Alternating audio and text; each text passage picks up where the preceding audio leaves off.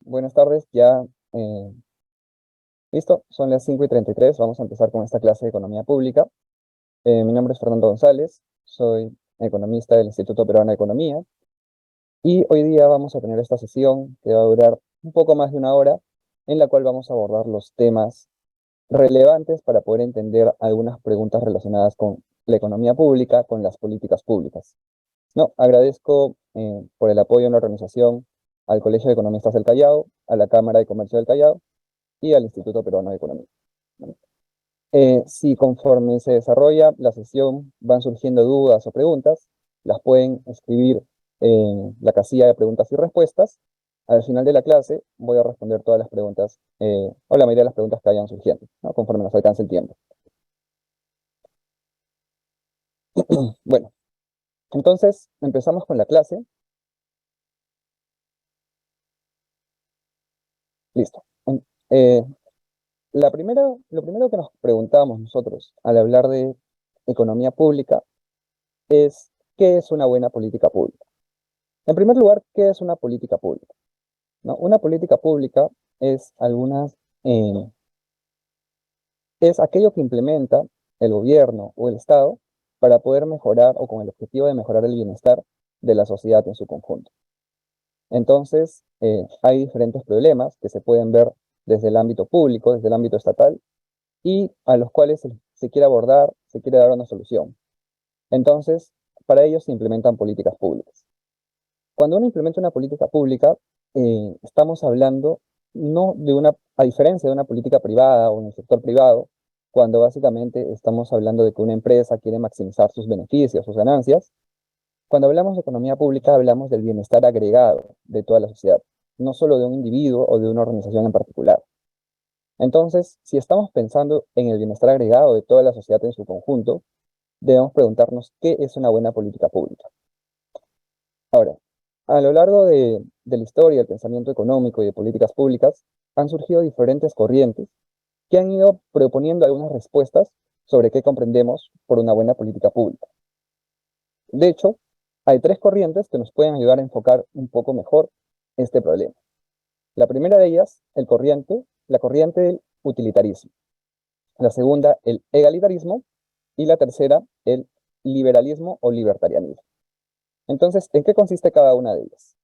Bueno, en primer lugar, el utilitarismo es una corriente que fue propuesta por los filósofos ingleses, economistas también, Jeremy Bentham, John Stuart Mill, quienes proponían que para maximizar el bienestar de la sociedad debemos lograr que todos los individuos lleguen a su máximo bienestar posible. Es decir, que todas las personas logren el mayor bienestar que se pueda, sumamos el bienestar de todos los miembros de una sociedad y ese bienestar es el cual hay que maximizar, el bienestar conjunto de todos. Entonces, para Jeremy Bentham, una buena política pública consiste en aquella que permite maximizar la utilidad agregada de la sociedad en su conjunto.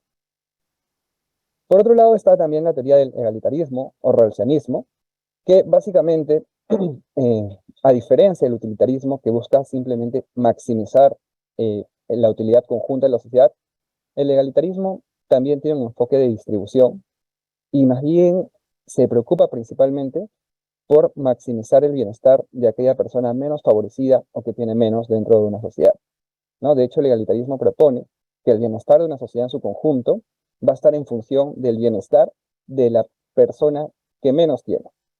Por eso también se le conoce como teoría Maximin, porque se trata de maximizar la menor utilidad, maximizar la utilidad del individuo que tiene la menor utilidad. Y por último está el liberalismo o libertarianismo, que básicamente lo que nos dice es que nosotros, como ciudadanos, somos dueños de aquello que producimos, somos dueños en primer lugar de nuestro cuerpo y de todo aquello que produce nuestro cuerpo.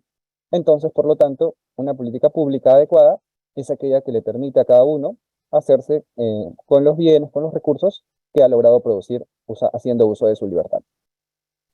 Ahora, estas tres corrientes de pensamiento nos pueden dar algunas luces para poder entender y para poder analizar las políticas públicas y poder de pronto analizar cuáles son las consecuencias que tendrían sobre la sociedad en su conjunto. Sin embargo, no es que una esté correcta y otra sea errónea, en realidad no hay una respuesta correcta o incorrecta, sino podría haber más bien respuestas mejor planteadas o peor argumentadas, ¿no? Entonces, esto de manera de gorro general, como marco general, que vamos a ver ya de manera más aplicada en los diferentes conceptos que vamos a ver en la clase de hoy. De hecho, la agenda de la clase de hoy consta de 3 grandes partes. Primero vamos a ver algunos conceptos básicos de economía del bienestar, a qué nos referimos con economía del bienestar. Luego vamos a discutir acerca del rol que el Estado puede tener dentro de una economía, qué funciones cumple, cuál es la importancia de que cumpla estas funciones. Y por último, de manera más aterrizada, vamos a hablar sobre algunos desafíos de política pública que actualmente son relevantes para el país. Entonces, empecemos con economía del bienestar. Cuando hablamos de economía del bienestar, hay 2 conceptos que son clave entender. Uno de ellos es eficiencia y el otro es distribución. Con eficiencia entendemos producir más con menos. Podemos entenderlo quizás si pensamos en una torta, qué tan grande es la torta o de qué manera podemos aproximar los recursos disponibles para lograr la mayor producción posible o el mayor bienestar posible, si lo entendemos en términos de bienestar. Y con distribución estaríamos pensando en cómo nos dividimos la torta, cómo dividimos aquellos recursos que se han generado, qué le toca a cada quien. Entonces, si se dan cuenta, esto está relacionado nuevamente con las teorías o con las posiciones con las corrientes que se mencionó al inicio de la clase, ¿no? Quizás el utilitarismo busca incrementar la eficiencia máxima, lograr el máximo bienestar para la sociedad en su conjunto. Quizás el rolsianismo está además un poco más interesado en la distribución y en maximizar el bienestar de aquellas personas menos favorecidas, ¿no? Entonces, estos son 2 conceptos básicos, los vamos a ver de manera gráfica, pero además también tenemos el concepto de óptimo de Pareto, ¿no? Pareto fue un matemático, economista italiano, y la idea de óptimo de Pareto es poder llegar a una situación de eficiencia máxima en la cual ya no es posible mejorar el bienestar de una persona sin necesariamente perjudicar el bienestar o la situación de alguna otra. Es decir, hemos llegado a un punto donde ya los recursos han sido asignados de la manera más eficiente posible. Todos estamos en un equilibrio en el cual si yo quiero mejorar la situación de la persona A, esto necesariamente va a implicar que la situación de la persona B empeore. Entonces, es un punto eficiente. No necesariamente es un punto en el cual hay una distribución perfecta. Esto no tiene que ver con el concepto de distribución, sino que el óptimo de Pareto está relacionado en realidad con este primer concepto de eficiencia, que es producir más con menos, lograr sacarle el mayor aprovechamiento de los recursos disponibles. Y por último, tenemos el teorema o los teoremas fundamentales de la economía del bienestar. ¿Qué es lo que nos señalan estos teoremas? En realidad, estos teoremas tienen una justificación matemática de fondo, no vamos a abarcar ellos, tienen una demostración matemática, pero básicamente la conclusión que podemos rescatar de los teoremas fundamentales de la economía del bienestar es que en ausencia de fallas de mercado, es decir, cuando los mercados funcionan bien, la libertad para poder transar, para poder fijar precios, para que las personas puedan de pronto funcionar en una economía competitiva, en un mercado competitivo, nos van a conducir finalmente hacia la eficiencia económica, hacia un óptimo de Pareto. Es decir, en una economía libre, que funciona bien además, donde no hay fallas de mercado, cuando los mercados se equilibran, se alcanza una situación eficiente. Esto es lo que nos dice, esto es lo que se desprende de los teoremas fundamentales de la economía del bienestar. Entonces, en realidad, este concepto es muy importante y es un concepto que actualmente predomina en la mayoría de las economías del mundo y lo que hace, la consecuencia en realidad es poder lograr una mayor eficiencia para poder lograr eh, el mayor bienestar agregado de la sociedad. Por ejemplo, ¿qué pasa cuando dejamos que los precios se ajusten libremente? Pensemos, por ejemplo, en el precio de un chocolate Sublime, ¿no? Que puede estar, no sé, 2 soles en una tienda. Entonces, ¿cómo ha llegado a tener ese precio de 2 soles? ¿Cómo es que ha llegado a saber que bajo ese precio va a haber una cantidad suficiente de compradores y una cantidad suficiente de ofertantes que van a permitir finalmente que todo aquello que se produce es consumido? Entonces, no es que alguien esté de pronto midiendo las preferencias de los diferentes consumidores a través de encuestas, midiendo su nivel de ingresos, midiendo qué otros productos van apareciendo en el mercado. No, simplemente el mercado está funcionando y el precio se va fijando a través del equilibrio de la oferta y la demanda y se llega a un punto óptimo, ¿no?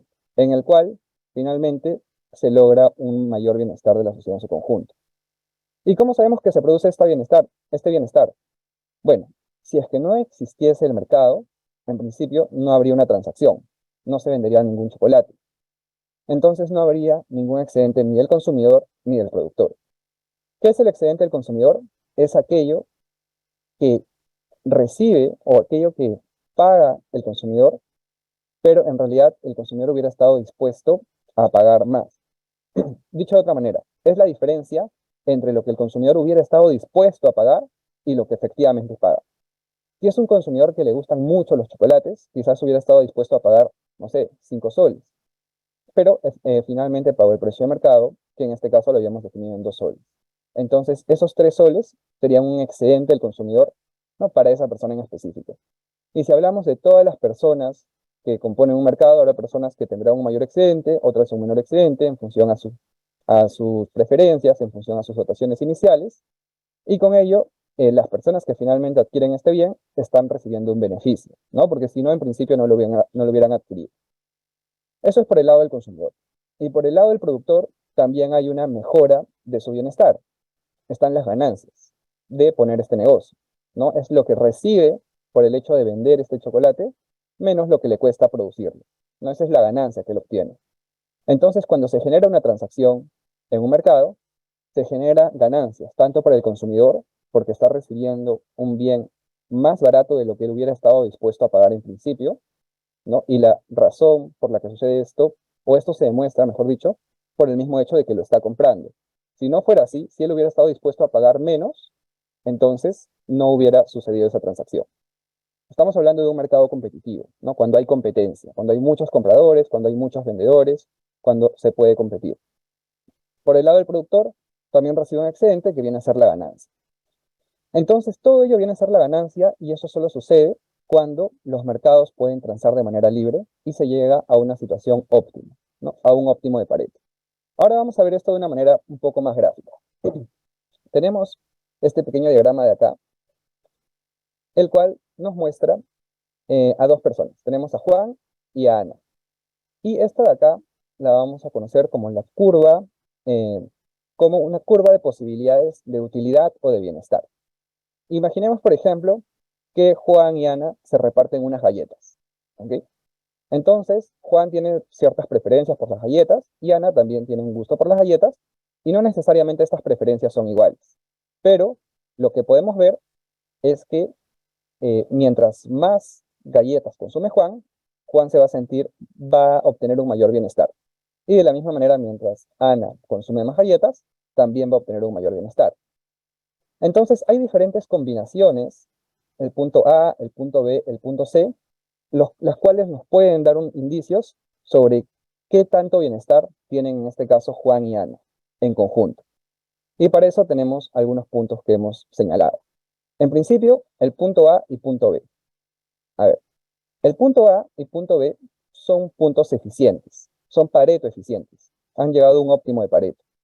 Mientras que el punto C es un punto que no es eficiente. ¿Por qué A y B son eficientes? Porque, por ejemplo, si es que yo quisiera aumentar el bienestar de Juan, es decir, que Juan no consuma solo 15 galletas, sino que consuma, por ejemplo, 16 o 17, necesariamente voy a tener que reducir el bienestar de Ana, porque hemos llegado al límite en el cual se pueden distribuir estas galletas, ¿no? Imaginemos que ellos de pronto tienen 37 galletas, entonces 15 tiene Juan, 22 tiene Ana. Si Juan quiere consumir más, quiere consumir 16 o 17, necesariamente Ana va a tener que consumir menos. Se va a tener que mover de este punto a otro punto. Entonces, estos puntos A y B son aquellos escenarios donde ya hemos llegado a un óptimo en el sentido de eficiencia. Ya no se puede mejorar la eficiencia de Juan y Ana en conjunto. Ahora, esto no nos dice nada acerca de la distribución. De hecho, todos los puntos que están en esta línea amarilla, en esta curva amarilla, son puntos que vendrían a ser Pareto eficientes. Por ejemplo, podríamos tener un punto en el cual Juan consuma todas las galletas, tenga las 37 galletas, y Ana no consuma ninguna galleta. Entonces, aquel punto también sería un punto eficiente, porque no podría mejorar el bienestar de Ana sin necesariamente quitarle galletas a Juan.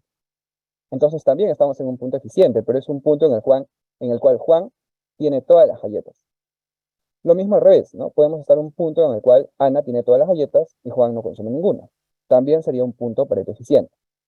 Entonces, esta curva amarilla nos muestra un punto de eficiencia donde hemos llegado a maximizar la eficiencia, hemos llegado a un punto óptimo de Pareto, pero no necesariamente nos da luces acerca de la distribución. Podemos estar en A, podemos estar en B, podemos estar un poco más hacia arriba, un poco más hacia abajo. Ya no es una pregunta relacionada con la eficiencia, sino más bien relacionada con la distribución. Y allí podríamos tener más bien consideraciones éticas, consideraciones políticas, que nos hablen sobre cuál es la mejor opción, o sobre la opción que nosotros preferimos, en este caso, optar, por la cual preferimos optar. Ahora, dicho esto, también se resalta en este esquema el punto C. Este punto C es un punto en el cual Juan consume 12 galletas y Ana consume 17 galletas. Este punto C es un punto que no es óptimo, no es eficiente, no es un óptimo de Pareto.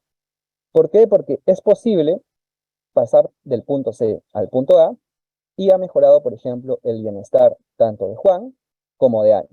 Llega a un punto Pareto eficiente al pasar de C a A. También es posible pasar de un punto C a B. En este caso, mejoraría el bienestar de Ana, no el de Juan se reduciría. No es una mejora de Pareto en el sentido de que ambos no están mejor, pero también se pasa a un punto de mayor eficiencia o un punto óptimo.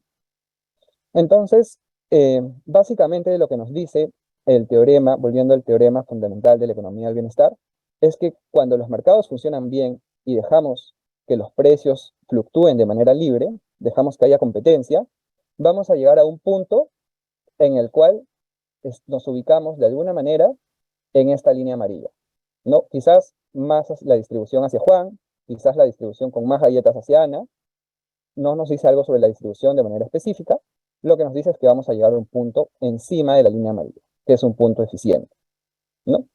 Entonces, una vez dicho esto, entendemos que no necesariamente el resultado más eficiente va a ser un resultado de distribución perfecta, y ahí surgen otras consideraciones de la política económica, y lo vamos a ver más adelante cuando hablemos sobre las distribuciones, sobre las funciones del Estado. Ahora, para aterrizar un poco este concepto de curva de posibilidades de utilidad, podríamos verlo enfocándonos a nivel nacional, en Perú, y en este caso, en la región de Callao, que es el foro el cual se está organizando en esta oportunidad. Lo que vemos en este gráfico es cómo ha incrementado el nivel de gasto de las familias en las líneas verdes a nivel nacional en Perú y en las líneas rojas en Callao, según deciles de gasto. ¿A qué se refiere esto? Que el decil 1 o 2 están aquellas familias con menor capacidad de gasto, y hacia los deciles más altos, 8, 9, 10, están las familias con mayor capacidad de gasto. Hemos dividido a las familias en 10 partes iguales, según su nivel de gasto, en el 2004 y en el 2021. Y hemos visto cuánto se ha incrementado su capacidad de gasto. En términos reales, es decir, descontando el efecto de la inflación. En términos reales, cuánto se ha incrementado su capacidad de gasto. Esto no necesariamente tendría que haber sido positivo. Podría haber sido negativo también. Podría haber sido que en un periodo de tiempo, de pronto las familias en promedio gastan menos, tienen menor capacidad adquisitiva. Pero lo que vemos es que tanto en Perú como en Callao se ha incrementado. Entonces, podríamos pensar, quizás viéndolo en el esquema, que antes estábamos en un punto C y ahora hemos pasado a un punto de mayor eficiencia, un punto en el cual todos están un poco mejor, los que tenían menos y los que tenían más, pensando a nivel nacional. Pero además, también viendo el gráfico nacional, podríamos ver que en las barras verdes nos muestran que las personas o las familias que en principio gastaban menos han incrementado su gasto en una mayor proporción. Entonces también podríamos hablar de una mayor equidad o de una distribución más equitativa. Eso a nivel nacional. ¿Qué pasa en el caso del Callao? Vemos que porcentualmente el gasto promedio per cápita de las familias se ha incrementado menos que a nivel nacional. ¿Todos están mejor? ¿Todos los deciles de ingresos? Sí, pero hay un incremento menor que el incremento promedio a nivel nacional. Ahora, ¿a qué se debe esto? En principio que el promedio de Callao en el 2004 era mucho mayor que el promedio a nivel nacional. De hecho, en esta pequeña tabla podemos ver el nivel de gasto promedio per cápita, es decir, por habitante en cada familia, en los diferentes deciles de ingreso. Y vemos que, por ejemplo, en todos los deciles, hasta el decil 7, las familias en Callao gastan en promedio más que el promedio nacional, ¿no? Que las familias a nivel nacional. Entonces, a pesar de que en los últimos 17 años las familias del Perú en su conjunto porcentualmente incrementaron más su gasto, de hecho, aún así, el Callao, el gasto promedio de las familias, al menos en los primeros 7 deciles, es mayor que el promedio nacional. Entonces, también nos habla un poco de que se mejoró más, pero también se venía de una situación de menores ingresos o de menor capacidad de gasto. Ahora, los deciles 8 y 9 sí es más similar, vemos niveles de gasto muy similares, y en el decil 10 sí se ve que el Perú tiene una capacidad adquisitiva mayor que Callao, probablemente por algunos valores extremos que se puedan encontrar en la distribución. Entonces, en términos de eficiencia, hay una mejora. En términos de equidad, a nivel nacional también hay una mejora clara.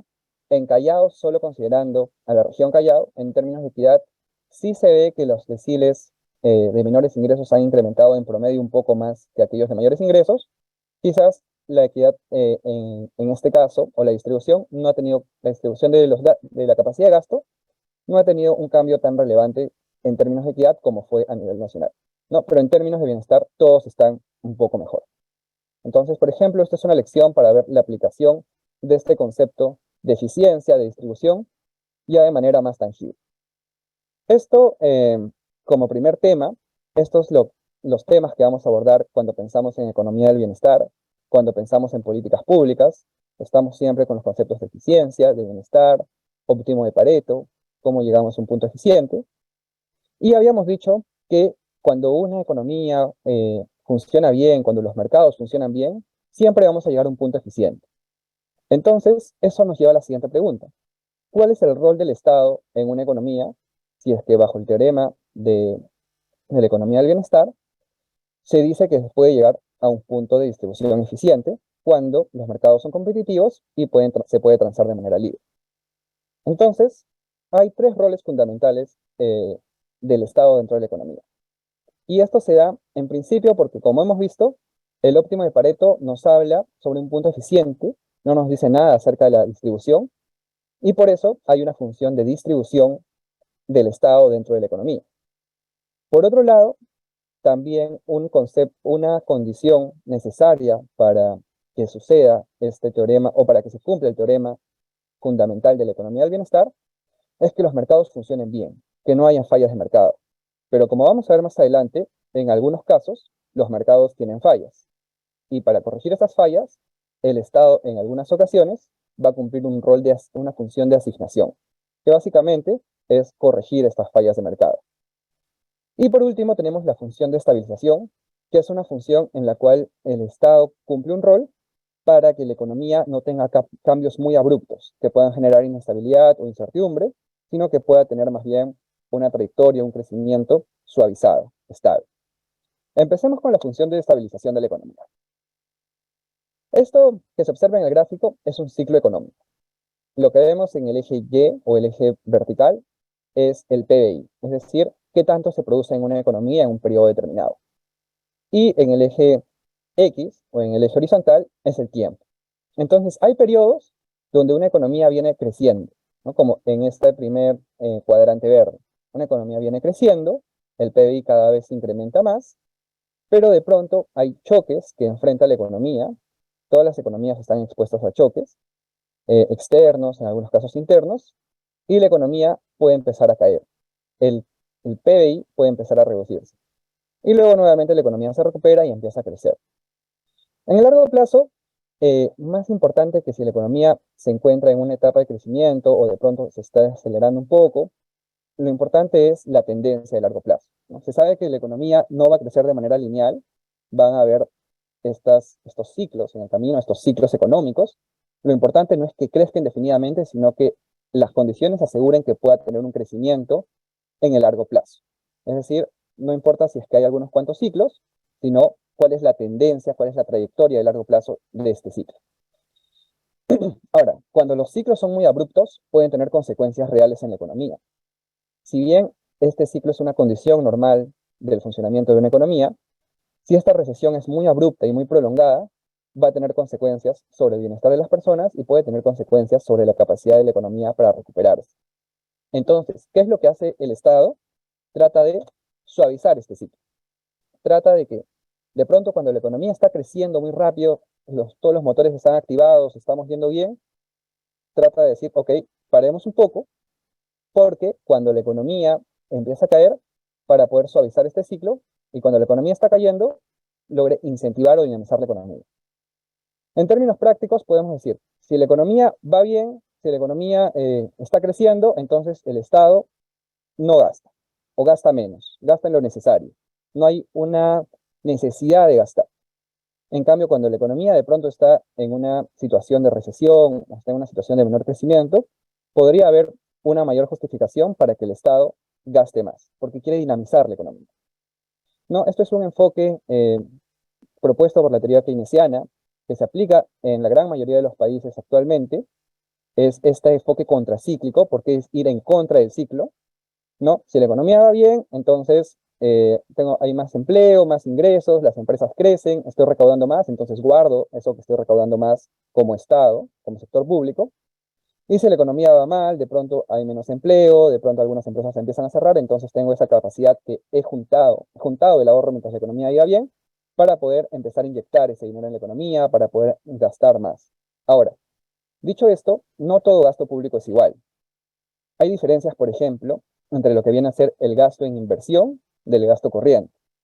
El gasto corriente es el gasto quizás en bienes y servicios, el gasto en planillas, es decir, para pagar al personal del Estado, el cual es diferente del gasto en inversión pública, que es el gasto que se da para construir puentes, para construir carreteras, para mejorar la capacidad de atención de una posta médica, de un hospital, de un colegio, entre otros. En general, la evidencia nos muestra de que el gasto en inversión pública tiende a ser un gasto más efectivo para dinamizar la economía que el gasto corriente. Tiene un efecto más potente sobre el dinamismo de la economía. Además, tiene la ventaja de que no es de carácter permanente. Es decir, se construye, de pronto se programan obras públicas, y si se ve que la economía empieza ya a ir bien, se puede de pronto, existe la posibilidad de desacelerar esta inversión pública. A diferencia del gasto corriente o el gasto en planilla, en el cual es mucho más difícil decir, no, bueno, ahora la economía está viendo bien, entonces despido a la mitad de los trabajadores, ¿no? Esto es algo mucho más complicado de implementar. Ahora, ¿cuánto gastar cuando la economía de pronto está en una situación, en una fase de recesión, en una fase negativa? Aquí la respuesta no es obvia tampoco. De hecho, muchas veces un gasto muy acelerado, un gasto muy grande, puede de pronto tener consecuencias para la caja fiscal, para las finanzas públicas del Estado, ¿no? Y puede ser que de pronto, cuando hay una situación en otra situación en la cual se necesite gastar más, no se tenga este dinero disponible, no se tenga esos recursos disponibles. Entonces, tampoco es obvio cuánto gastar, cuánto más hay que gastar. Eh, en realidad, creo que lo importante es que se gaste con responsabilidad y que siempre, para eso existen reglas también. Por ejemplo, en el Perú tenemos reglas de consolidación fiscal que más o menos marcan la pauta para saber qué tanto puede de pronto endeudarse, qué tanto puede gastar el Estado, más o menos cuál es el nivel o el balance entre ingresos y gastos que va a seguir, y eso está a cargo del Ministerio de Economía, ¿no? Ahora, ¿cómo se ve esto en la práctica? Tenemos, por ejemplo, cómo el gasto financiero, perdón, el gasto no financiero del gobierno general, es decir, lo que ha gastado el sector público en los últimos años, se incrementó como porcentaje del PBI fuertemente, o unos puntos porcentuales importantes, a partir del 2020. Esto hace sentido porque fue el periodo de pandemia, fue un periodo de restricciones para las actividades económicas, se necesitaba impulsar el gasto, no solo el gasto para atender las emergencias propias de la emergencia sanitaria, sino también el gasto, por ejemplo, en inversión pública, que se impulsó, si bien no tanto en el 2020, sí ya hacia finales del 2020, si bien no tanto en el segundo trimestre, donde estuvo paralizado, hacia finales ya hubo un impulso más fuerte, también durante la primera parte del 2021. Entonces hubo un incremento del gasto público. Ahora, este incremento del gasto público de pronto tiene que empezar a converger un poco más hacia su promedio de largo plazo, ¿no? El promedio que hemos tenido, por ejemplo, entre el 2011 y 2019, alrededor de 20% del PBI, y vemos cómo en los últimos años se encuentra por encima, ¿no? De hecho, el dato hasta julio, los últimos 12 meses que acaban en julio, es decir, entre junio del 2021 y julio del 2022, el gasto no financiero del gobierno general como porcentaje del PBI fue de 21.9%. Entonces, lo ideal es que esto poco a poco vaya convergiendo hacia un nivel más estable. Ahora, no todos los países gastan lo mismo. Por lo general, los países desarrollados tienden a tener un mayor gasto público que los países en desarrollo. Sin embargo, también hay casos de países en desarrollo que tienen un gasto público alto que después no es sostenible y no pueden sostener a través de los ingresos. Esto es como una casa. Si empiezo a gastar más de los ingresos que tengo, por un momento puedo financiarme, quizás puedo pedir un préstamo, pero va a llegar un momento donde tengo que pagar esa deuda. Y si mis ingresos no soportan mi capacidad de gasto, entonces finalmente voy a terminar en quiebra. Lo mismo sucede con el Estado, por eso es importante tener un comportamiento fiscal responsable, que tome en cuenta los ingresos y que tome en cuenta las proyecciones de ingresos que va a haber hacia el futuro.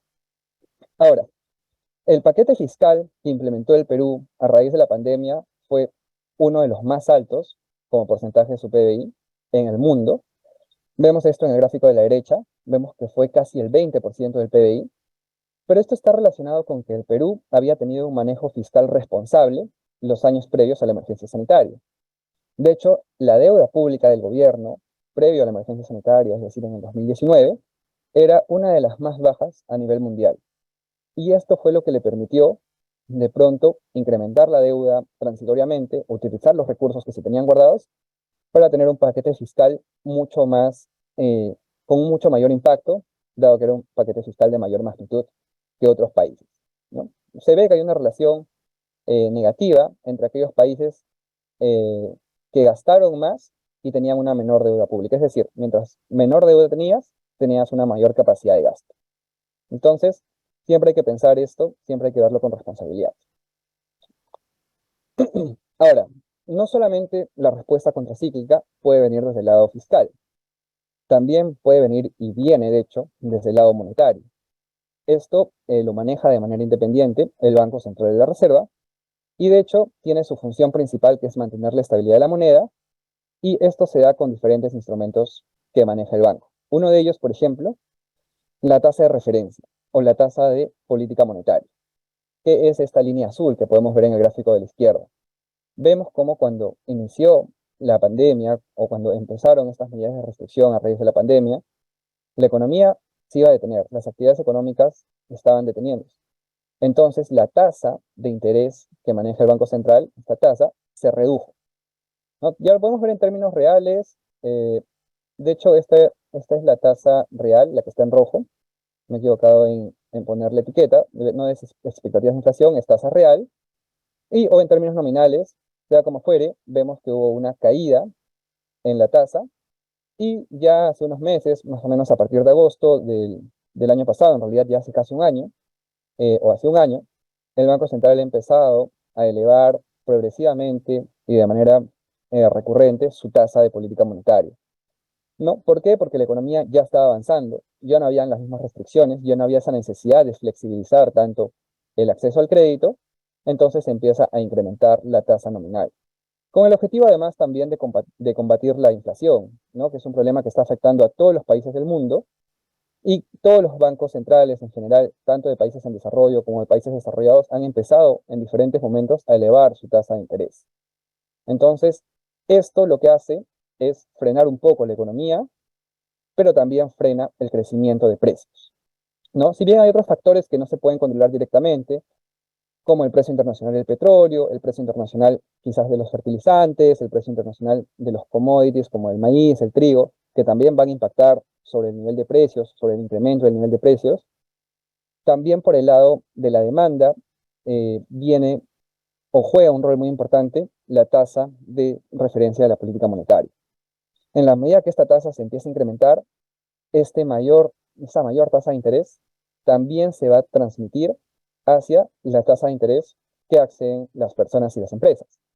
¿no? Ya sea las tasas corporativas o las grandes empresas, o también las tasas que exceden empresas más pequeñas, y también las personas, como la tasa de interés del crédito del consumo, del crédito hipotecario, ¿no? Vemos que más o menos desde agosto todas han empezado a incrementarse, y justamente esto hace que de pronto, por un lado, las personas y las empresas estén menos incentivadas a adquirir mayores créditos, con lo cual la economía no se recalienta y no se incrementan los precios. Y por otro lado, que las personas tengan también incentivos a ahorrar, ¿no? Porque también pueden obtener una mayor tasa de interés por el ahorro que ellos van depositando en una entidad financiera. Entonces, esto hace que la economía pone algunos paños fríos sobre la economía para evitar que se recaliente y para evitar que los precios suban de manera desmedida, ¿no? Entonces, esta es la función del Banco Central.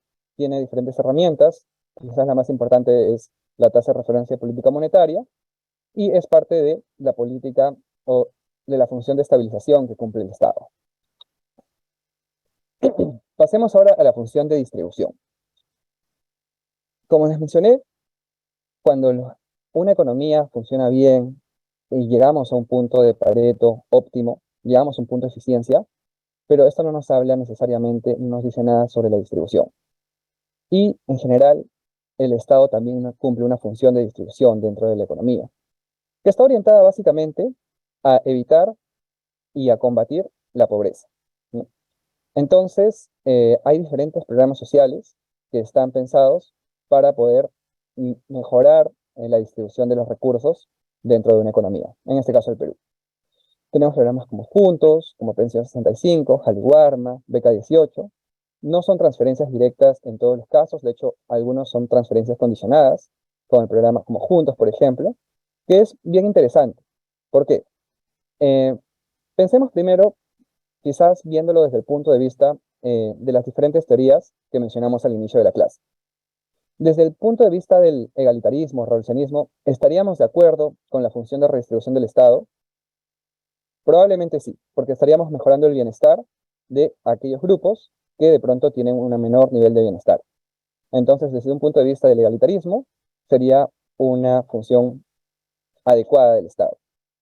Ahora, desde el punto de vista del utilitarismo, es decir, maximizar el bienestar agregado de la sociedad en su conjunto, ¿estaríamos de acuerdo con esta función de redistribución del Estado? Pensemos, por ejemplo, en cómo financiamos estos programas sociales. Bueno, se cobran impuestos, es decir, algunos individuos, en general todos pagamos impuestos, algunos individuos pagan más impuestos que otros en función a su nivel de ingresos, a su nivel de formalidad dentro de la economía, y luego con esto se financian los programas sociales. Entonces podríamos pensar, bueno, menos un sol para una persona, más un sol para otra persona, en general se netea, entonces a nivel de bienestar agregado de la sociedad estamos en una perspectiva o estamos en una situación similar. Podríamos pensar que no hay cambio en realidad. Sin embargo, también es posible que en realidad aquella persona que tiene menos valore más un sol adicional que aquella persona que ya tiene más. Por ejemplo, si una persona recibe un salario de 1.000 soles o tiene 1.000 soles, si a esa persona se le quita un sol, puede ser que el nivel de utilidad, que su nivel de bienestar disminuya menos que este sol que se le entrega a la persona que de pronto solo tiene 20 soles y ahora va a tener un sol adicional. Entonces puede ser que el individuo que tenga menos valore más. De hecho, esto es lo que nos dice la ley de utilidad marginal decreciente dentro de la economía. Sin embargo, aquí también debemos tener mucho cuidado porque no es directamente comparable el nivel de utilidad de una persona con otra. Puede ser que una persona tenga más, pero valore más también cada sol adicional que tiene. Y quizás una persona tiene menos porque ha optado por un estilo de vida más austero y no valore mucho tener un sol adicional porque ya cubrió sus necesidades básicas. En realidad no es directamente comparable, entonces también habría que tener un poco de cuidado. No necesariamente va a ser cierto que una persona que tiene menos va a tener necesariamente una mayor utilidad marginal de un sol adicional, no una utilidad adicional cuando se le agrega un sol. Ahora, sin embargo, estos programas de distribución no solamente son programas de distribución directos, muchos de ellos, sino como mencioné, en algunos casos tenemos programas condicionados. Por ejemplo, Juntos. ¿Condicionado a qué? Por ejemplo, Juntos es una transferencia que se entrega condicionada a que las personas, los padres, envían a sus hijos al colegio, tengan sus vacunas completas en la edad correspondiente. Entonces, hay ciertas condiciones que hay que cumplir para poder recibir esta transferencia.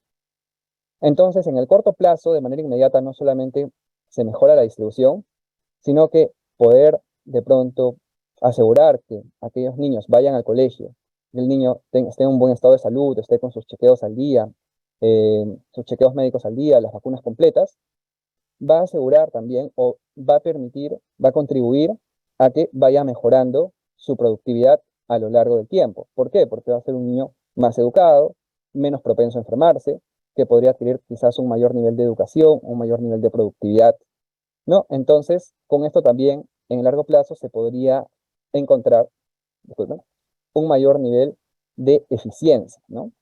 Entonces, si es que un programa de distribución, un programa social está bien estructurado, no tiene mucha filtración, es decir, se orienta a aquellas personas que verdaderamente lo necesitan y no se está dando a personas que no lo necesitan, y tiene quizás alguna lógica de mejoras de bienestar o mejoras de eficiencia subyacente, como en este caso de Juntos, de poder asegurar una educación de calidad, poder asegurar un acceso a salud. Entonces, no necesariamente tiene que haber este trade-off, este balance entre eficiencia y equidad, ¿no? Una idea usual en economía es que, por un lado está la eficiencia, qué tan grande es la torta, y por otro lado está cómo dividimos la torta, ¿no? Y a veces se suele decir que mientras más equitativa sea la torta, mientras la dividamos de manera en partes iguales, la torta se va a reducir. Entonces, por ejemplo, con este caso de Juntos, vemos que esto no necesariamente va a ser cierto, va a depender mucho de cómo se implemente el gasto social.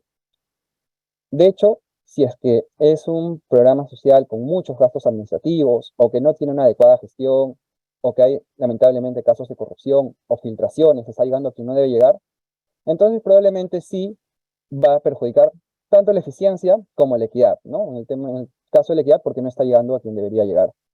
Pero si es un programa bien pensado, es un programa bien implementado, con una adecuada gestión, que no se excede en gastos administrativos, sino sobre todo en implementarse para lograr los objetivos deseados, entonces podemos lograr a la vez ambos objetivos de mayor equidad y mayor bienestar. Entonces, para esto hay que gastar, pero hay que gastar adecuadamente, ¿no? De hecho, una justificación, una justificación importante que da legitimidad a la recaudación de impuestos por parte del Estado es que esto se gaste adecuadamente, ¿no? Ya hemos visto, puede haber gasto en infraestructura, puede haber gasto en mejorar carreteras, en mejorar colegios, también en programas sociales bien implementados. Pero si esto no se gasta adecuadamente, entonces quizás habría muy poca justificación o muy pocos argumentos para justificar una recaudación, ¿no? En todo caso, que mejor se quede en la persona que generó este recurso. Entonces, esto algunos conceptos para tener en cuenta. Nuevamente, hay un trade-off, hay este balance, o mejor dicho, hay estas perspectivas que se pueden analizar tanto desde el punto de vista del utilitarismo como del reduccionismo, y esto es lo que vamos viendo, no hay una única respuesta correcta. Y finalmente, la tercera función del Estado, la función de asignación. Y como les había comentado, muchas veces los mercados funcionan bien y logran llevar a un punto eficiente, pero en algunas situaciones los mercados tienen fallas y de manera libre, no logran llevar a un punto eficiente, a un punto óptimo de Pareto. Entonces, cuando estos fallos de mercado se producen, existe cierto espacio para que el Estado pueda mejorar la eficiencia. ¿No? Entonces, esto lo conocemos como fallas de mercado. Vamos a abordar rápidamente algunas de ellas para después pasar a un aspecto más aplicado. Primero, monopolio natural. En realidad, monopolio natural es un caso extremo de monopolio cuando hay un solo proveedor, pero también podríamos hablar en general de una estructura concentrada de mercado, ¿no? Cuando hay pocos proveedores de un solo bien. En algunos casos, por la estructura misma del mercado, del bien que se produce, es prácticamente imposible que haya más de un solo proveedor o pocos proveedores. Pensemos, por ejemplo, en el caso de la provisión del servicio de agua, ¿no? Esto lo provee una empresa estatal generalmente, ¿no? Que geográficamente es una sola empresa por región o por un conjunto de ciudades. ¿Por qué? Porque no tendría sentido que de pronto haya muchas empresas compitiendo por darte el servicio de agua, ¿no? Cada una tendría que picar la calle, poner sus propias tuberías, sería totalmente ineficiente. Los costos no darían. Se puede ver también en este diagrama, quizás en términos un poco más económicos, que un monopolio natural sucede cuando el costo medio de producir es decreciente. Es decir, que conforme vaya produciendo más, también me cueste menos producir. Esto sucede típicamente cuando hay un costo fijo muy grande de implementar un servicio y luego el costo marginal, es decir, el costo adicional de producir una unidad adicional, es ya pequeño, es muy pequeño. Ese es el caso del servicio de agua, ¿no? Justamente hay un costo de inversión en infraestructura grande, ¿no? Tengo que tener quizás toda la reserva, el reservorio, los pozos de donde se extrae el agua, la planta de tratamiento, y después instalar todas las tuberías. Es un costo muy grande, en principio el costo fijo, el costo inicial, pero una vez que ya está todo instalado, el costo de administrar una unidad adicional, de eh, proveer un litro más de agua es bastante bajo. Solamente se abre desde la empresa, se abre la llave y ya está. Entonces, no, justamente esta estructura hace que si imaginemos que, por ejemplo, hay dos empresas que proveen este servicio de agua en el mercado, eh, una produciría quizás aquí en el punto QR y otra produciría aquí en el punto QM. ¿Y qué pasa? Que la empresa que produce más va a tener un nivel de costo medio, un costo en promedio, más bajo. ¿Por qué? Porque justamente la estructura de los costos le permite tener un menor costo conforme vaya produciendo más. Entonces, si esta empresa tiene un menor costo justamente porque produce más, entonces va a poder cobrar un menor precio. Y si puede cobrar un menor precio, entonces quizás en el año 1 tenía el 60% de mercado y la otra empresa el 40%, pero si cobra un menor precio, entonces ya no va a tener solo el 60%, sino que más personas van a transferirse a esta empresa y va a tener el 70%, el 80% y así sucesivamente hasta que se apodere de todo el mercado. Entonces son mercados que por su estructura van a tener esta estructura y este carácter de monopolio, ¿no? Justamente cuando sucede esto, hay un rol del Estado que es de regular y garantizar de que estos mercados en los cuales necesariamente tiene que haber un monopolio o una estructura de competencia concentrada, cumplan con otorgarle un buen servicio a los consumidores, ¿no? En un mercado que funciona bien, en un mercado de competencia perfecta, esto no es necesario, porque si es que alguien no me da un buen servicio, no es un producto con el cual no estoy de acuerdo, puedo migrar hacia otro producto que yo considere que sea de mejor calidad, que me guste más su sabor, un menor precio, etcétera. En el caso de estos monopolios naturales no es posible, porque no hay esta competencia. Entonces es el rol de los reguladores. Tenemos el caso de Ocitel, que regula, por ejemplo, las telecomunicaciones, el caso de SUNAS, que regula a estas empresas proveedoras de servicio de agua, que son principalmente empresas estatales, y son estructuras de monopolio que necesariamente van a existir en la economía, ¿no? Ahora, dicho esto, podríamos preguntarnos qué sentido tiene, efectivamente, prohibir los monopolios. Vamos a prohibir que funcionen las empresas de agua, que solamente provee una en un área geográfica determinada. Entonces, hay que tener claro de qué concepto estamos hablando al momento también de pasar regulaciones, ¿no? Ahora, lo importante es que esto se regule adecuadamente, que se regule con un criterio técnico para poder otorgar cada vez un mejor servicio hacia las familias, hacia los consumidores. En la práctica vemos, por ejemplo, este diagrama muestra en el eje horizontal las horas promedio que las familias acceden al servicio de agua al día, ¿no? En las diferentes regiones. Vemos que algunas regiones, en este caso Loreto, tiene la menor continuidad, tiene como alrededor de 6 horas, 6,5 horas en promedio de agua al día, y hay regiones que tienen una mayor continuidad. No, dado que esto es un monopolio natural, no es posible que de pronto una familia de Loreto diga, bueno, no estoy contento con mi proveedor, voy a ir a buscar el proveedor de, no sé, de Madre de Dios para que me provea el servicio de agua, ¿no? Geográficamente no se puede. Ahí entra el rol de regulador. También podría haber algunas diferencias o algunas complejidades geográficas que vayan a incidir sobre la capacidad de poder atender a las familias de la manera más óptima posible. Ahora, por otro lado, tenemos el nivel de cobertura, ¿no? El porcentaje de los hogares que tienen acceso al servicio de agua potable. Entonces vemos que en general hay una dispersión más o menos marcada entre las diferentes regiones del país. Por lo general, las regiones que suelen tener una mayor cobertura también tienen una mayor continuidad, aunque no siempre es el caso. Vemos el caso de La Libertad, que si bien tiene una cobertura por encima del 90% a nivel, quizás a nivel de las más altas del país, su nivel de continuidad no es muy alto, ¿no? Tienen menos de 12 horas en promedio al día. Vemos el caso de Callao, ¿no? El foro de esta oportunidad. La región Callao en promedio tiene una cobertura la más alta entre las regiones del país, ¿no? Por encima del 95%, de hecho, alrededor del 98%. Sin embargo, su nivel de continuidad no es el más alto, ¿no? Si bien está entre los más altos, hay algunas regiones, como Lima Metropolitana, de hecho también están Arequipa, Moquegua, Apurímac, que tienen un mayor nivel de continuidad que Callao. Entonces, aquí importa el rol del regulador, y este es un rol que cumple el Estado. Ahora, otra función del Estado, en este caso los bienes públicos. Tradicionalmente, el mercado es muy bueno proveyendo bienes que, proveyendo bienes que se pueden transar y bienes que tienen dos características. Bienes que son no rivales, perdón, bienes que tienen cierta rivalidad y cierta exclusión. A diferencia de ello, los bienes públicos son bienes que son no rivales y no excluyentes. ¿Qué significa esto? ¿Qué es no rival? Bueno, para esto les doy mejor un ejemplo de rivalidad. Por ejemplo, esta casaca que estoy usando en este momento. Si yo utilizo esta casaca y consumo esta casaca en este momento, entonces a la vez no puede haber otra persona que vaya a usar o consumir esta casaca en el mismo momento. Es decir, en el momento que yo lo consumo, no hay otra persona que lo puede consumir a la vez. Podemos pensar también quizás en una hamburguesa, ¿no? Si una persona la compra y la consume, no va a haber otra persona que pueda comprar y consumir la misma hamburguesa. Hay una rivalidad en el consumo. El hecho que una persona la consuma implica necesariamente que otra no la va a poder consumir. Por otro lado, hay bienes que no tienen rivalidad. Por ejemplo, esta charla o esta clase de economía pública es un bien con mucho menos rivalidad.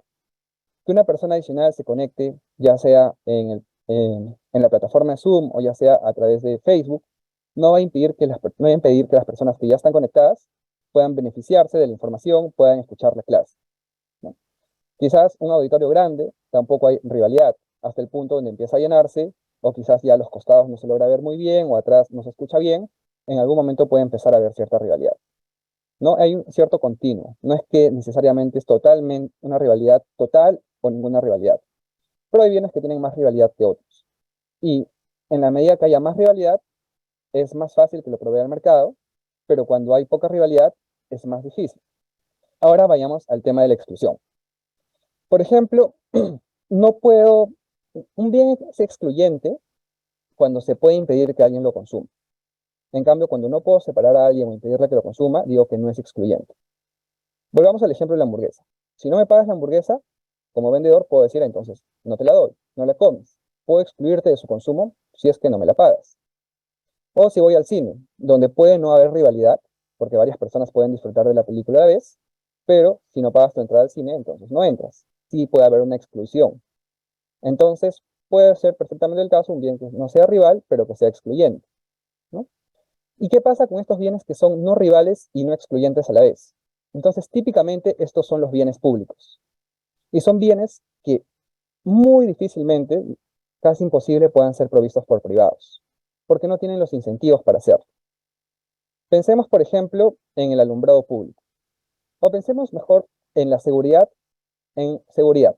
En el bien de seguridad, digamos que un conjunto de vecinos ve que su zona es un poco insegura en la noche, percibe ello y decide contratar una seguridad privada. Entonces se ponen de acuerdo y empiezan a pagar. Pero uno de ellos puede decir, bueno, ¿yo por qué voy a pagar? ¿O cuál sería mi incentivo a pagar? Si aún así no pague, no es que aquella persona que se ha contratado para que vigile, no va, no va a vigilar mi casa porque va a estar pasando por todo el barrio. O sea, la seguridad va a ser para todo el barrio. Entonces hay este incentivo a ser free rider o polizón, ¿no? Hay este incentivo a no necesariamente eh, contribuir para poder recibir este bien. Entonces, dado ello, es muy poco probable que este bien sea provisto por privados, y aquí es donde entra muchas veces el rol del Estado para proveer estos bienes, ¿no? Pensemos, por ejemplo, vemos el gráfico de la izquierda, Defensa Nacional, ¿no? Es un bien en el cual es no rival, si es que hay de pronto una guerra, el hecho de que, eh, no sé, el ejército me defienda a mí, no significa que no vaya a defender a mi vecino, o que me defienda a mí no excluye, o, perdón, no genera la posibilidad de que defienda menos a otras personas que también están dentro del país. O, eh, por el otro lado, la exclusión, ¿no? Al alumbrado público. Yo no puedo excluir a alguien de disfrutar del alumbrado público. No puedo pensar de pronto que una persona que pasa por debajo de un poste de alumbrado público y decir, bueno, no, tú no pagaste tus impuestos, entonces cuando tú pasas se apaga el poste. No, son cosas materialmente que no van a suceder. Entonces, estos bienes los provee el Estado. ¿Y cómo se financian? Se financian a través de impuestos. Entonces, también aquí es importante considerar que para que el Estado pueda proveer bienes públicos que no van a ser provistos de manera privada por el problema de los free riders, necesita ingresos. Y estos ingresos se dan a través de los impuestos, ¿no? En la medida que uno esté evadiendo el pago de impuestos, que busca pagar menos impuestos por mecanismos ya sea de evasión, de ilusión de impuestos, entonces también está generando una menor posibilidad de ingresos para poder tener buenos bienes públicos, ¿no? Entonces, si es que queremos tener buenas postas médicas, buenos hospitales, que el hospital tenga médicos que estén bien pagados, profesores bien remunerados, todo esto hay que pagarlo, ¿no? No es que el dinero salga de manera mágica. Y bueno, por último, el tema de las externalidades. Lo vamos a pasar relativamente rápido para no extenderme mucho en la clase. En general, las externalidades se dan cuando en la transacción entre dos partes, un consumidor y un vendedor, genera un efecto sobre un tercero que no necesariamente participa en la transacción. Es decir, que no está involucrado. Podemos pensar, por ejemplo, el caso de la contaminación que puede tener una empresa, una fábrica de zapatos, que fabrica los zapatos, de pronto los vende, pero hay un río que está al costado y el río es contaminado al momento que se producen estos zapatos. Entonces, las personas que viven al lado del río, que no tienen nada que ver con esta transacción, porque ellos ni fabrican los zapatos, ni son quienes los compran, de pronto van a verse perjudicados. Hay una externalidad negativa sobre ellos. También puede haber una externalidad positiva. Por ejemplo, típicamente, un ejemplo es la educación. Si es que se provee más educación a un individuo, esto no solamente va a beneficiar al individuo en sí mismo, sino que también puede tener efectos positivos sobre la sociedad en su conjunto. Entendiéndose que aquella persona más educada de pronto puede ser más productiva, tiene posibilidades de obtener mayores ingresos, de pagar mayores impuestos, generar quizás un comportamiento social más adecuado, etcétera. Entonces, todo esto puede generar un efecto positivo no solo sobre la persona que recibe la educación, sino sobre la sociedad en su conjunto, ¿no? Por eso es que la educación es un bien que en casos extremos, en realidad se provee de manera gratuita, ¿no? Es un subsidio total, ¿no? Que la idea es garantizar una educación pública de calidad, ¿no?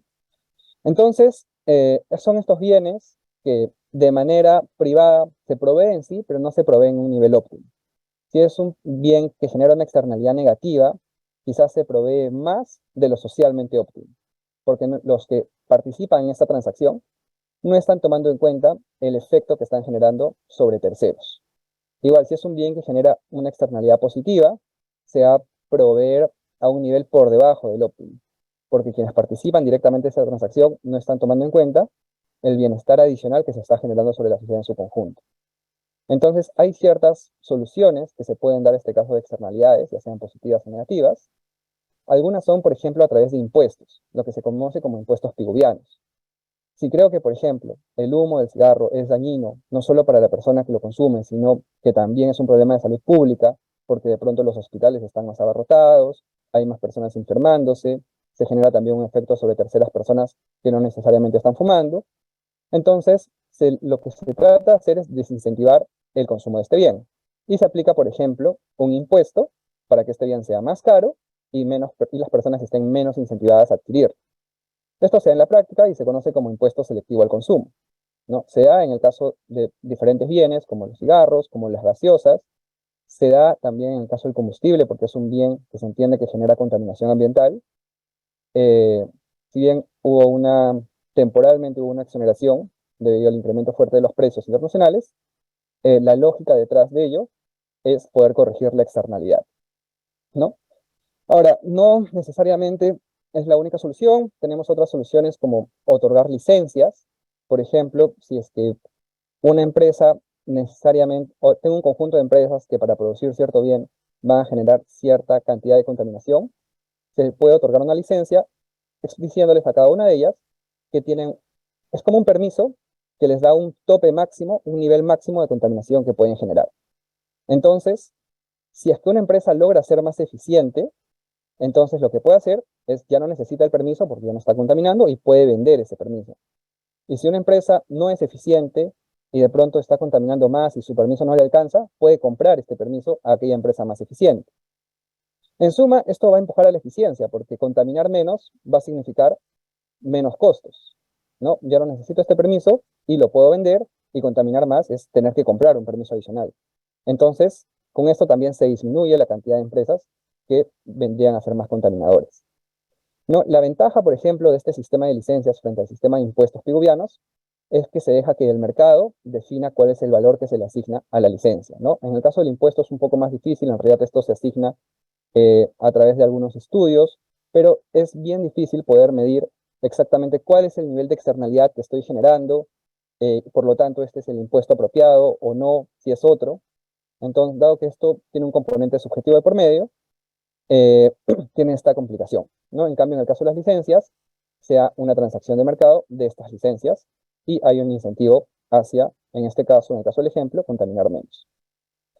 Otra solución, una solución en la cual no participa el Estado, es la internalización.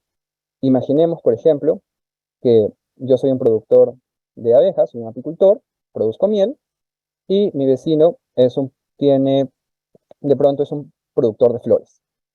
Entonces, las abejas que yo produzco van a beneficiar a las flores que él produce porque van a incentivar una mayor polinización. Y las flores que mi vecino produce van a permitir que mis abejas logren obtener el polen que les va a permitir fabricar la miel que, que es parte de mi negocio. Entonces hay una externalidad positiva por ambos lados, ¿no? De la miel o de las abejas hacia las flores y de las flores hacia las abejas. Ahora, como yo solo veo los beneficios como productor de abejas de producir la miel, de vender la miel, entonces en realidad no percibo el beneficio de que las flores logren de pronto sí, una mayor polinización, logren florecer más rápido, etc. Y como mi vecino solamente ve el beneficio de la producción de flores, no está incentivado a producir más porque solamente está observando su propio beneficio y no se está percatando del beneficio que está generando también sobre la producción de miel. Entonces, hay una externalidad positiva que no se llega a concretar y una solución a esto es la internalización. Es decir, que ya sea mi vecino o yo, decido comprarle su producción de flores, por ejemplo, y dado que ahora yo soy dueño tanto de la producción de abejas, de las abejas que producen miel, como de las flores, voy a poder observar y obtener los beneficios de ambos negocios. Entonces, al internalizar ello, voy a poder tener un nivel de producción óptimo, tanto de flores como de abejas. Entonces, esta es una solución que no requiere intervención del Estado. Quizás la complejidad podría estar relacionada con que podría promover una mayor concentración. De hecho, en una estructura competitiva esto no es un problema fuerte. En algunos casos de un mercado más concentrado podría generar algún problema de concentración adicional. Y por último, el teorema de Coase. Coase es un abogado que recibió el Premio Nobel de Economía por proponer este teorema. Y básicamente lo que nos dice Coase es que bajo ciertas condiciones, es decir, que cuando los bienes, los derechos de propiedad están bien asignados, es decir, se sabe claramente a quién le corresponde cada bien o cada derecho, entonces, independientemente de la dotación inicial, de cómo estén asignados los bienes de manera inicial, se va a llegar a un punto eficiente. Vamos a llegar a un óptimo de Pareto. Les doy un ejemplo. Imaginemos que a mí me gusta mucho tocar las guitarras de noche y mi vecino sale a trabajar todos los días temprano y se levanta a las 6 de la mañana. Entonces, yo considero que tengo el derecho de tocar todas las guitarras dentro de mi casa, la guitarra todas las noches dentro de mi casa. Y mi vecino considera que tiene el derecho de poder descansar tranquilamente en las noches para poder salir a trabajar. Entonces, va a depender de quién tiene el derecho de propiedad, a quién se le ha asignado la ley, ¿no? Se le ha asignado quizás una ordenanza que eh, permite o que le garantiza el derecho a descansar tranquilo, o más bien la ley permite que yo dentro de mi casa pueda tocar el instrumento a la hora que yo mejor lo considere. Entonces lo que nos dice Coase es, eso al final no va a ser relevante. No va a importar si es que la ley le ha concedido el derecho al vecino que quiere levantarse temprano y dormir bien, o a mí que quiero practicar guitarra durante la noche, porque al final, si es que los costos de transacción son bajos, vamos a llegar a un punto en el cual la persona que valore más va a obtener finalmente la posibilidad, va a obtener el bien, va a obtener la posibilidad ya sea de dormir, ya sea de tocar la guitarra en la noche. ¿Cómo es esto? Imaginemos que en primera instancia mi vecino tiene el derecho de poder dormir durante las noches. Entonces, como yo quiero tocar la guitarra, yo le toco la puerta, no hay costos de transacción, podemos negociar de manera directa y le digo, yo sé que tú tienes este derecho, pero a mí me gusta mucho tocar la guitarra de noche. De hecho, es el único momento en el día en el cual puedo practicar. Entonces, yo estoy dispuesto a pagarte para que, no sé, quizás tú refuerces tu cuarto con un sistema antirruido, quizás vayas a dormir aquellos momentos que toco a otro lugar. En suma, estoy dispuesto a pagarte para que me permitas tocar la guitarra, ¿no? Yo sé que tú tienes el derecho, pero voy a hacer esa transacción contigo. Ahora, si es que él considera que lo que yo le estoy ofreciendo vale más, lo valora más que su sueño en ese momento, va a aceptar la transacción. Y si él dice, no, mi sueño vale más que lo que me estás ofreciendo, yo lo valoro más, entonces no va a aceptar. Eso en el caso de que él tenga el derecho a propiedad. Ahora imaginemos que yo tengo el derecho a propiedad de tocar la guitarra en el momento que yo considere dentro de mi casa. Entonces viene mi vecino y dice, bueno, yo sé que tú tienes el derecho, en este caso te ha asignado el derecho de poder hacer ruido dentro de tu casa a la hora que tú consideres, pero yo quiero dormir durante las noches. Entonces yo estoy dispuesto a pagarte para que durante estas horas no toques la guitarra. Y nuevamente, si es que yo considero que eso compensa el dejar de tocar la guitarra, acepto el trato y si no, lo contrario. Entonces, independientemente de quién tenía asignado el derecho de propiedad inicialmente, el poder negociar sin mayores costos de transacción hace que finalmente la persona que valore más el bien lo obtenga, ¿no? Ya sea mi vecino o yo en este ejemplo. Claro, en un caso yo sería quien tendría que pagar porque tiene derecho y en el otro caso él sería quien tendría que pagar porque yo tengo el derecho. Pero independientemente de ello, quien lo valora más va a ser quien finalmente termine con el bien. Entonces, esto fue lo que propuso Coase y en verdad es una idea muy, muy potente que ayuda a entender bastantes fenómenos económicos y por la cual recibió el Premio Nobel de Economía, ¿no? Este abogado Coase. Bueno, estos son los temas, en este caso, algunas fallas de mercado. Está también el tema de asimetría de la información. Por esta vez lo voy a pasar para poder ir ver ya la parte más aplicada, bueno, por un tema de tiempo, hacia los desafíos de política para el país. Entonces me quiero centrar en dos problemas que son fundamentales en este momento para el país. Uno de ellos está relacionado con la alta informalidad del trabajo, que en realidad también es un problema de productividad del empleo y de condiciones laborales. Y por otro tema, el tema institucional, ¿no? En otra instancia, el tema institucional. En general, el Perú siempre ha sido un país con un alto nivel de informalidad del empleo. De hecho, si vemos el gráfico de la izquierda, vemos que el comportamiento de la informalidad del empleo desde el 2007 puede dividirse quizás en tres periodos, ¿no? Un periodo de reducción de la informalidad, donde se pasó de 80% a alrededor de 72% entre el 2007 y 2014. Un periodo en el cual el nivel de informalidad se mantuvo relativamente estancado y a partir de 2020, con la crisis económica que se vivió y que todavía estamos experimentando y que estamos recuperándonos de ello, como el nivel de formalidad se ha incrementado, ¿no? El último dato disponible lo tenemos a junio de 2022. En realidad, el año que acaba en junio de 2022, es decir, entre julio del 2021 y junio de 2022, vemos que la informalidad se ha reducido un poco frente al 2021 en su conjunto, pero está en niveles bastante por encima de lo que, o varios puntos porcentuales por encima de lo que solíamos tener años previos, ¿no? Entonces, el mercado laboral todavía está golpeado, ¿no? Vemos que el empleo, en cantidad de empleo se ha recuperado, pero en formalidad no, y de hecho en nivel de ingresos, en calidad de empleo, también hay un gran espacio de mejora, o más bien de recuperación frente al nivel prepandemia. Ahora, les comentaba que este problema de informalidad está muy vinculado con un problema de productividad. De hecho, vemos que si bien casi el 80%, 76% de la población es informal, si vemos, si analizamos la informalidad por el lado de la producción, de la actividad económica, vemos que el sector formal produce alrededor del 80%, 81% del total de lo que se produce en la economía, mientras que el sector informal produciría alrededor del 19%. Es decir, el 76% de la población está produciendo el 20% de la economía, o genera el 20% de la riqueza en la economía. Mientras que el alrededor del 20-24% de la población está produciendo el 81%. ¿De qué nos habla esto? Nos habla de unas diferencias de productividad bien grandes, ¿no? Entre el sector formal y sector informal. Vemos que un sector es mucho más productivo que otro. Por lo tanto, también tiene la capacidad de proveer mejores condiciones laborales y mayores ingresos.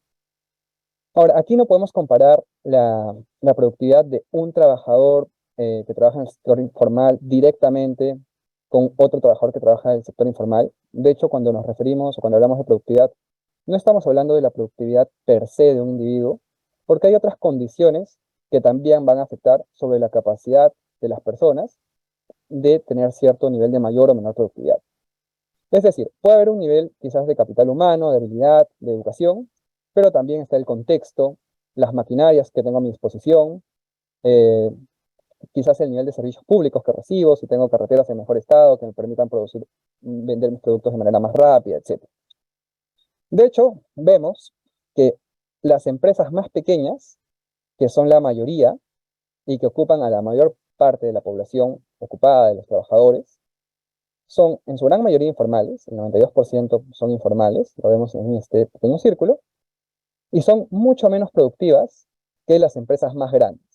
Conforme se va incrementando el tamaño, la empresa se vuelve más productiva, se vuelve menos informal. Entonces, lo que nos muestra, lo que nos dice, lo que podemos deducir de estos datos es que en general las empresas grandes son más productivas y son menos informales. Típicamente, la estructura empresarial en el país es una estructura en la cual hay muchas empresas de tamaño muy pequeño, pero que también son poco productivas y que no permiten incrementar o que los trabajadores logren tener un mayor nivel de ingresos. Entonces, es un desafío incrementar la productividad, generar incentivos para que las empresas crezcan y no se queden pequeñas a través de quizás capacitación de emprendimiento, pero también a través de un sistema tributario y laboral que incentive el crecimiento, ¿no? Actualmente los sistemas tributario y laboral tienen algunas leyes que más bien incentivan que las empresas se queden pequeñas, porque si paso cierto umbral, de pronto ya pago mucho más impuestos, entonces prefiero ser pequeña, o prefiero dividir mi razón social en dos empresas, o prefiero contratar solo hasta 20 trabajadores, porque si contrato más de 20 trabajadores ya voy a tener que pagar utilidades. Entonces hay cierto incentivo hacia ser una empresa pequeña, ¿no? De hecho, habría espacio aquí para mejorar, y en la medida que, claro, una empresa con mayores beneficios tiene la posibilidad de pagar un mayor impuesto, pero hacer esto mucho más progresivo y escalonado, y no estos cambios abruptos, estos umbrales abruptos que se dan, ¿no? Ahora, podríamos pensar que el nivel de informalidad está relacionado con una, quizás con el nivel de desarrollo económico que tiene el país. Parcialmente esto es cierto. Vemos en este gráfico de puntos que los países con mayor nivel de PIB per cápita, es decir, con mayor riqueza económica, suelen tener también un menor nivel de informalidad. Sin embargo, vemos que incluso para su nivel de riqueza, para el nivel de PIB per cápita del Perú, el nivel de informalidad está por encima de lo que esperaríamos, ¿no? Que viene a ser esta línea roja. Vemos que el punto rojo de Perú se ubica por encima de la línea roja. Es decir, el tema de informalidad no es un tema que se explica únicamente por el nivel de riqueza de PIB per cápita, sino que también hay un tema estructural, ¿no? Como les mencionaba, hay un tema de malas políticas, en algunos casos de gobernanza, y esto nos dice que hay espacio para mejorar, ¿no? Para el nivel de riqueza que tenemos hay espacio para incrementar la formalidad laboral y con ello también el bienestar de los trabajadores. Bueno, esto es lo que les comentaba. Por un lado, hay una falta de desarrollo quizás de capital humano en sí mismo, hay una mala gobernanza, quizás en algunos casos regulaciones excesivas, rigidez en el funcionamiento del mercado laboral. Entonces, el desafío es mantener la flexibilidad, lograr una flexibilidad del mercado laboral, ¿no? En un marco de legalidad, no en un marco informal en el cual las leyes no protegen a los trabajadores porque son trabajadores informales. Entonces, muchas veces cuando se está normando, pensando en mejorar el bienestar de los trabajadores, en realidad estamos pensando en este grupo pequeño que sí tiene, eh, en verdad, el beneficio de poder acceder al mercado laboral formal, ¿no? Esta suerte, este privilegio, eh, y más bien en la medida que se hacen restricciones, cada vez más, es más restrictivo el acceso al mercado laboral formal, entonces se reducen las posibilidades de que estos trabajadores que laboran en el mercado laboral informal pasen a la formalidad. Por otro lado está también el desarrollo, ¿no? Como les mencionaba, vemos este gráfico también de puntos, donde se ve que en general el logro educativo en una región está relacionado con un menor nivel de informalidad, ¿no? Claro, esto no significa causalidad, porque puede haber que haya otros factores que también incidan en que una región que además tiene menos informalidad, también tiene más recursos para invertir en educación, porque es una región más rica, porque se recauda más, ¿no? Pero nos muestra que hay una relación clara, ¿no? Nuevamente, con esto no quiero decir que haya causalidad necesariamente entre estos dos indicadores, pero nos da información, ¿no? Sobre el tema de gobernanza, el tiempo requerido para abrir un negocio. Vemos que en Perú, esto según es un gráfico, es información de un gráfico, perdón, es un gráfico a partir de información reportada por el Banco Mundial en su reporte Doing Business, y vemos que en el Perú el tiempo que toma en promedio abrir un negocio es mucho mayor que el que toma en un país cercano como Chile, por ejemplo, ¿no? Y sobre todo por el tema de las licencias municipales, que es donde se da más de la mitad del tiempo requerido para abrir un negocio. Entonces, claro, esto genera ineficiencia, genera menos incentivos a la formalidad. De pronto, si cada municipalidad va a poner una regla diferente, si no hay un TUPA, es decir, los trámites no están unificados, etcétera. Entonces, hay espacio de mejora, hay unos cuellos de botella para poder seguir mejorando y para poder más bien luchar con este problema grave que afecta a todos los trabajadores, o la gran mayoría de trabajadores, que es la informalidad. Ahora, las razones quizás desde el punto de vista de las empresas, de las pequeñas empresas, de por qué no se formalizan, ¿no? Se preguntó a través de la encuesta nacional de hogares a las empresas que no eran formales, ¿por qué no se formalizan? Y muchos, o la gran mayoría, lo hace porque considera que no es necesario, ¿no? Quizás también ahí hay un tema de una fiscalización que no es adecuada, ¿no? Lo creen que no es necesario, o creen que porque su negocio es pequeño, no lo ven relevante. Eh, Este tema habla sobre las rigideces en el mercado laboral. Lo voy a pasar rápidamente.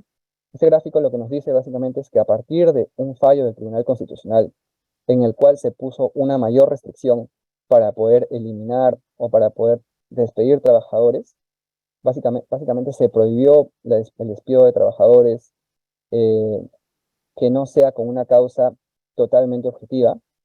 Eh, se, se desincentivó el uso de contratos de trabajo permanentes y se empezó a utilizar mucho más contratos de trabajo temporales, ¿no?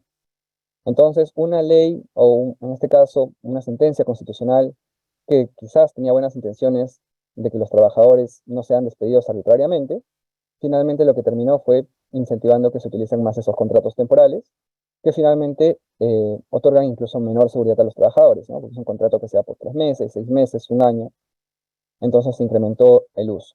Entonces siempre es bueno que las políticas que se implementan vayan acorde con la evidencia, que se haga una evaluación sobre cuál es el efecto que finalmente se tiene, ¿no? Si es el efecto esperado o no. Entonces, si las buenas intenciones no son acompañadas de evidencia, entonces por lo general no tenemos los resultados deseados. Y finalmente, y con esta lámina a cabo, el tema institucional. ¿De qué manera, qué son las instituciones? Bueno, las instituciones son la manera en las cuales se puede organizar una sociedad para que sea productiva, para que sea predecible, para que sea amigable con sus ciudadanos, para que los gobernantes tengan que rendir cuenta a los ciudadanos, para que no haya corrupción, para que de pronto haya una adecuada seguridad, que no me roben, que pueda ir a donde un juez y se haga justicia, que todos tengamos igualdad ante la ley. No, eso es un adecuado marco constitucional, es lo que entendemos por lo general como un adecuado marco institucional. Y una de las teorías más recientes y que ha ganado bastante relevancia en los últimos años es que el crecimiento económico, el desarrollo de un país, de una nación, no viene determinado principalmente por la calidad de sus instituciones, ¿no? No necesariamente por el tema de infraestructura, por el tema de educación, que siempre se ha hablado de eso.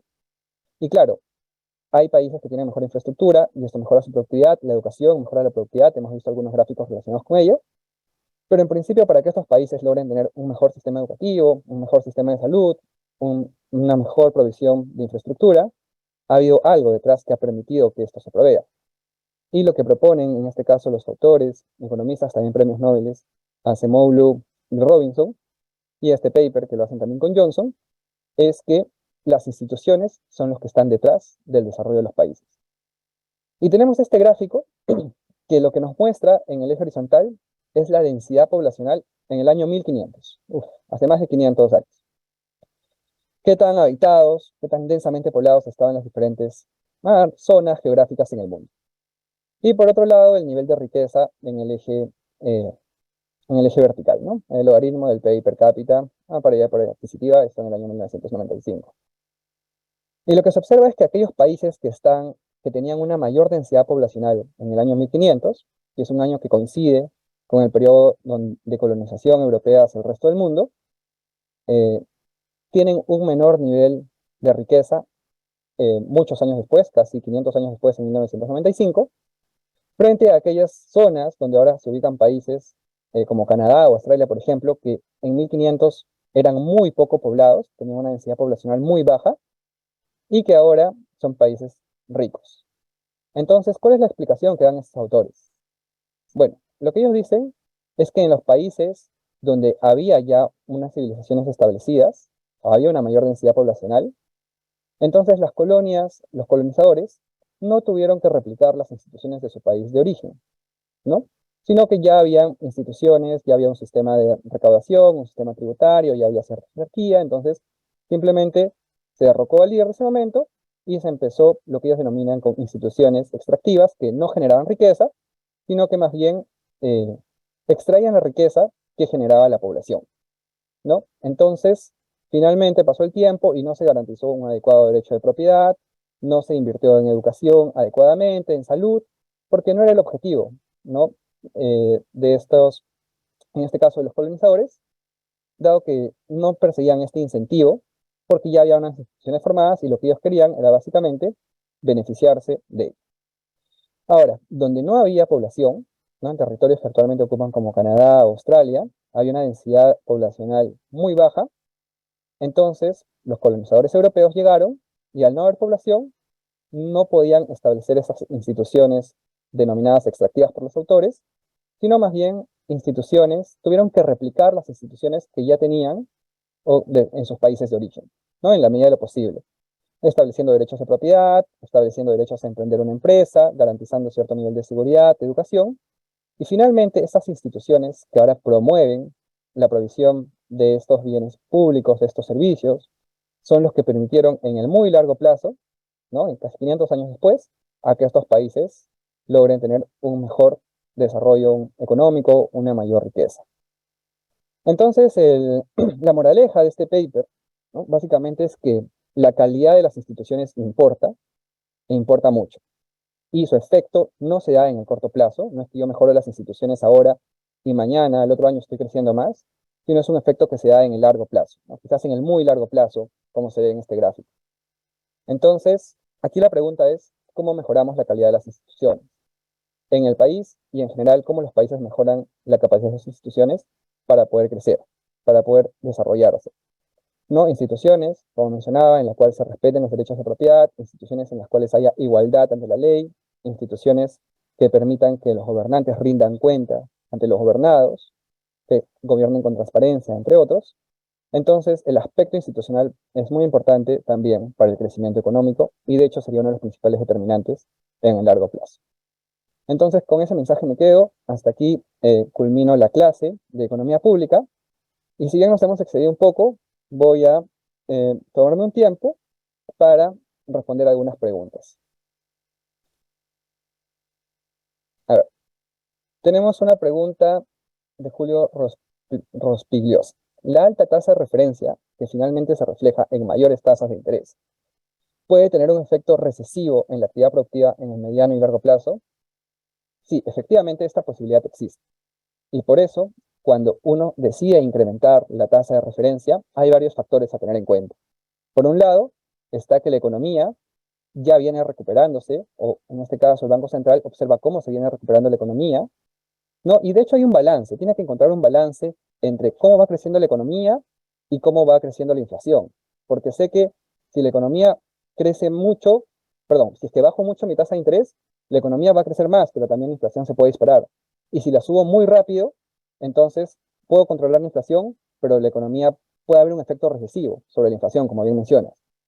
Lo que ha hecho, por ejemplo, el Banco Central de Reserva es empezar con subidas de tasa de interés graduales. 0,25, 0,50 puntos básicos en cada mes, cada sesión.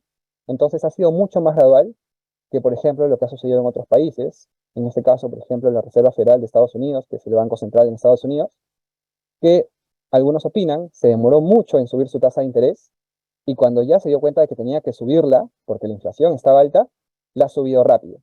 Entonces, este incremento más abrupto, más rápido, sí puede tener un efecto, es más posible que tenga un efecto recesivo. ¿Por qué? Porque es un cambio abrupto, ¿no? No has dado al mercado la posibilidad de que se vaya adaptando, a la posibilidad de que vaya adecuándose a este cambio monetario. Entonces, allí es importante la gradualidad y por esto el Banco Central toma decisiones técnicas y considerando, ¿no?, tanto el impacto sobre la inflación como el impacto sobre la actividad económica. No hay una respuesta clara, ¿no? Más bien hay que encontrar un equilibrio entre ambos indicadores que son importantes para el bienestar de las personas en general. Listo, ahora vamos con un par de preguntas adicionales para acabar con la clase. Perfecto, una pregunta de Linder Herbert Rojas. ¿Qué diferencia hay entre política pública y gestión pública o son iguales? Muchas gracias por la pregunta, Linder. Creo que es un tema bien importante, bien interesante además. Cuando hablamos de public policy o políticas públicas, estamos hablando, por un lado, del diseño y de la evaluación de las diferentes políticas, de las diferentes alternativas que se tiene para poder eh, mejorar el bienestar de los ciudadanos. Esto está muy relacionado con la gestión pública. Sin embargo, la gestión pública tiene un enfoque, como su nombre lo dice, más de gestión, quizás más relacionado con la implementación. Están muy relacionados y no diría que la diferencia entre uno y otro necesariamente esté totalmente marcada o delimitada. De hecho, hay muchas personas que hacen una maestría en políticas públicas y tienen las herramientas para trabajar también como gestores públicos. Y hay también maestrías en gestión pública, ¿no?, que tiene este enfoque más orientado hacia la implementación como tal. No, pero ambos están relacionados. De hecho, una buena política pública tiene que ser implementada y gestionada de manera adecuada. No sirve de mucho tener una política muy bien diseñada y pensada si es que no se implementa adecuadamente, ¿no? Y esto tampoco significa que un gestor público no pueda diseñar, no pueda implementar, no, perdón, no pueda diseñar políticas públicas, ¿no? Están bastante relacionadas. Pero hay esa diferencia un poco sutil, conceptual. Y vamos con la última pregunta.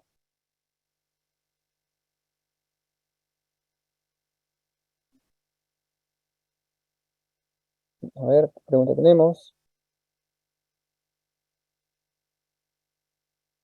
Dice Sandro Antonio Vidaurrazaga Ferraza, ¿qué medidas deben de tomarse para elevar la competitividad y la productividad de las empresas nacionales?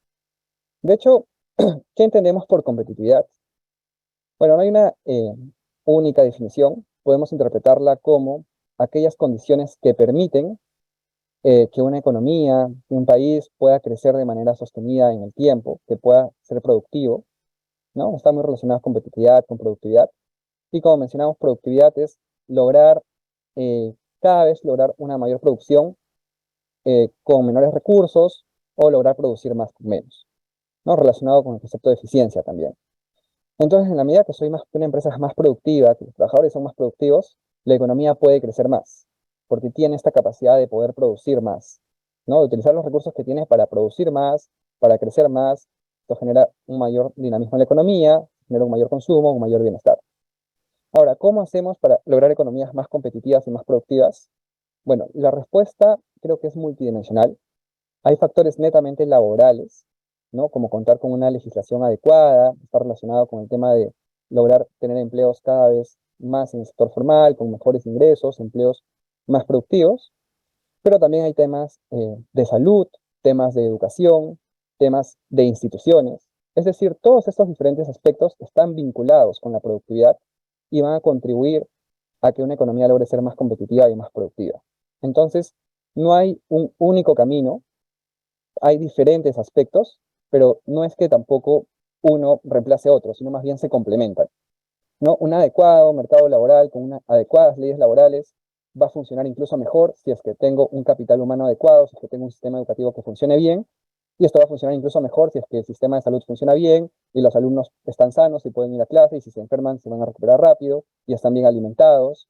Y esto si hay instituciones que incentiven, digamos, a las personas a tomar cargos públicos con honestidad, a poder, digamos, el personal de salud, el personal policial que esté bien remunerado, que cumpla adecuadamente su función.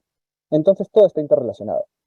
Entonces se puede empezar por diferentes aspectos y de hecho habría que ver quizás cuáles son los aspectos específicos en cada región donde pueda haber mayor oportunidad de mejora.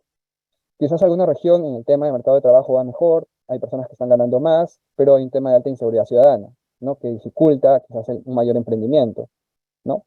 Entonces, aquí tenemos como IPE la herramienta del INCORE, del Índice de Competitividad Regional, donde evaluamos más de 40 indicadores, perdón, evaluamos 40 indicadores en 6 pilares para poder identificar el nivel de competitividad de cada una de las regiones y también tener un diagnóstico sobre qué factores son los que estarían incidiendo sobre la mayor o menor competitividad de cada una de las regiones. Entonces te invito a revisarlo, Sandro. Puedes entrar a incoreperú.pe, ¿no? O si no, solamente googlear Incore Perú y vas a poder encontrar rápidamente la página web del Incore, donde tenemos toda esta información de libre disponibilidad, ya sea el PDF o las bases de datos o algunos tableros interactivos para que puedas aprovechar. Y todos los interesados. Bueno, entonces esto sería todo. Les agradezco mucho por su participación en la clase, por mantenerse conectados en este tiempo que creo que hora y media nos ha tomado. Espero que haya sido de su agrado y nos vemos hasta la próxima oportunidad. Hasta luego.